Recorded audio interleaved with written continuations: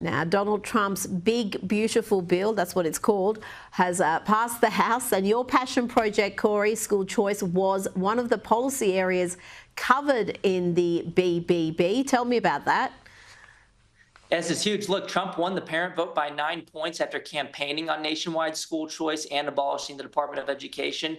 This is popular with the American public, and red states right now are already passing school choice policies, including my home state of Texas becoming the 16th state to go all in on school choice. This package in the big, beautiful bill also includes a federal tax credit, which would supercharge that school choice momentum already happening in the Republican-controlled states. But it would also expand educational opportunities to families in blue states like California and New York. So this is a big win. It's $5 billion. It's a start. And hopefully once families get a taste of school choice in those blue states, they'll demand their state legislatures go all in too.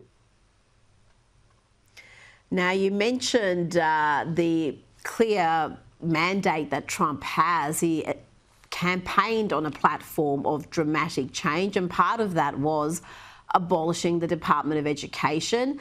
But a federal judge has now blocked the Trump administration from carrying out the president's executive order to dismantle the Department of Education. What else can you tell me about this? Does that mean that policy is over? This is the clearest example of judicial activism that I've ever seen. This guy was appointed by Democrat Joe Biden. He has a history of donating to the Democrat Party. He's in lockstep with the teachers union doing their bidding. Randy Weingarten, the head of the AFT, the largest teachers union in the country, in the United States, she celebrated the decision. She was the main plaintiff in the decision as well. And so this is just protection of special interest teachers unions more than anything else. But the fight isn't over yet. This same judge, his last ruling that was a pro-DEI racist ruling, got overturned at our U.S. Supreme Court. I expect this one will also get overturned as well. So Trump is still in the fight here. This short-term loss with judicial activism is not going to make us lose the war.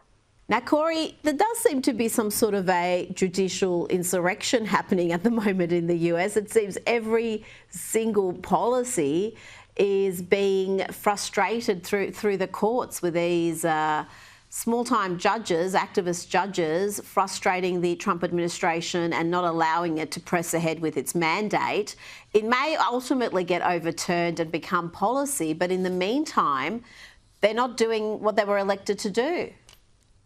That's right. They're more political pawns than judges. They're supposed to be unbiased. They're supposed to follow the rule of law, but they don't. A lot of the times they're less accountable than the politicians in the legislature because you can't vote them out. So this guy got appointed by Joe Biden, and he's going to do whatever Joe Biden wants him to do. And so this puts people in limbo. It puts the American people in limbo. And that's going to hurt the Democrats in the next election because of all this back and forth. But at the end of the day, the conservatives control the Supreme Court most of the time here in the United States. So I think we'll ultimately win the war, even if we lose the battle in the short term. So the Democrats are pulling out all the stops. They lose in the legislature, so they fight it through the courts to try to stop the will of the people. But they're going to lose at the end of the day.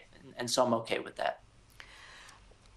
Well, parents had a win in California. A district court there has ruled that parents have the right to opt out of gender identity ideology being presented to their kids. Most Californian public schools prohibit parents from opting their children out of these lessons. This is a positive move forward, particularly in a state like California, which is at the forefront of so much of this madness, Corey. Yeah, this is a huge win. This judge ruled based on the First Amendment to free speech that the school was violating the First Amendment rights of parents by keeping them in the dark, by not allowing them to opt out, and by essentially using compelled government speech, making kids learn this about this gender ideology curriculum. Families now will be able to have that information up front, and they will also be able to opt out if they're not happy with the values that are being instilled with their children. So for this to happen in California, I'm very optimistic. This is going to spread to other states too. And this is how it always should have been. But we should take it a step further. You should obviously be able to opt out of your kid's school if it's not aligned with your values.